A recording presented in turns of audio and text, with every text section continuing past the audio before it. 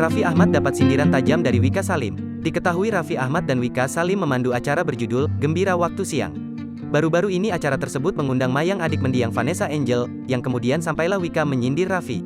Sebelum sindiran itu terucap untuk Raffi, Wika menanyakan perihal reaksi Mayang Luciana Fitri soal ucapan jahat netizen.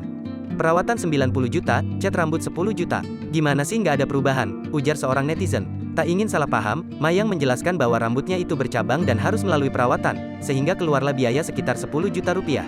Aku kan itu pas pewaratan rambut aku emang kering terus bercabang. Jadi akhirnya dipotong dan dikeratin, jawab Mayang dilansir dari YouTube SCTV, Sabtu, tanggal 19 Maret tahun 2022.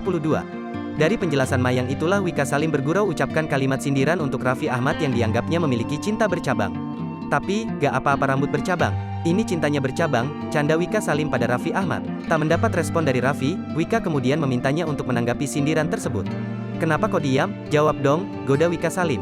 Saat itu Raffi memang diam tak berkutik dan hanya memberikan